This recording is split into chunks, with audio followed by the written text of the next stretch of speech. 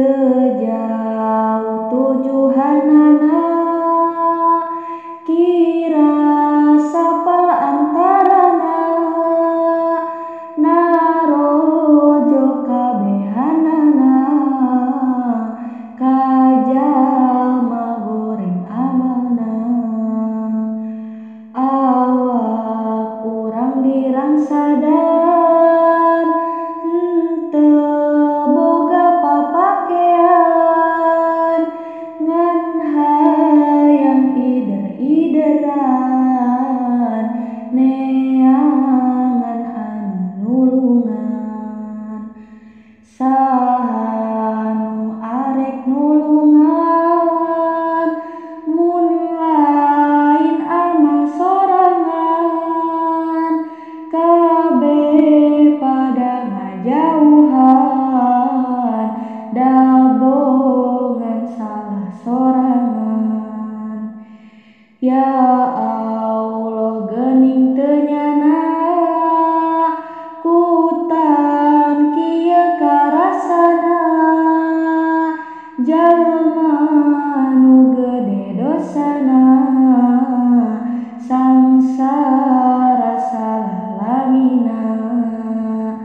Henteu aya iuh-iuh, pikeun urang tempat nyuuh, kawas ngangankur pakeuh, nguping neraka ngaburuh. Kafir munafik ngaromong, bener nabi henteu bohong, ayeuna nyata katembong, ngan urangna nu bedegong.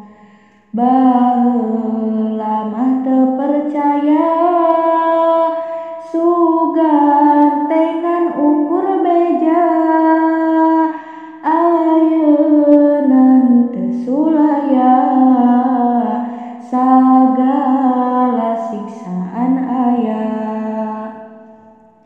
Jeung kabeh marawa buku, nuliskeun sakabeh laku, sarta kabeh pada ngaku, ka eta eusining buku.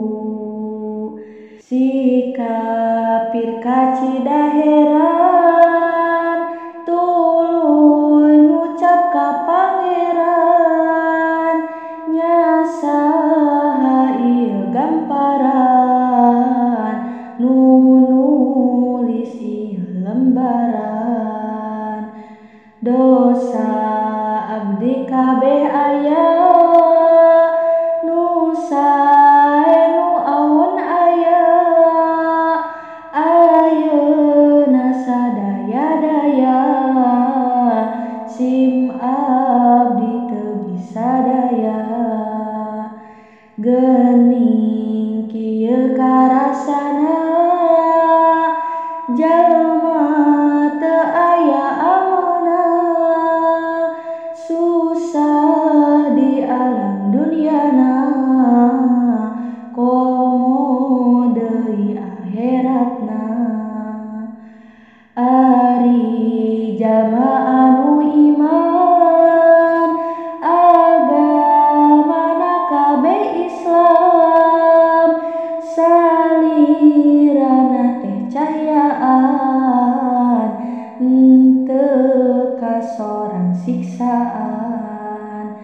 Kudu daeknya ibadah ka Allah nu maha murah, pibeukeun di kiamah, bisi panggih jeung teu ngeunah. Manah kudu eling pisan, getot taat ka Pangeran, supaya jadi lantaran diterima iman Islam.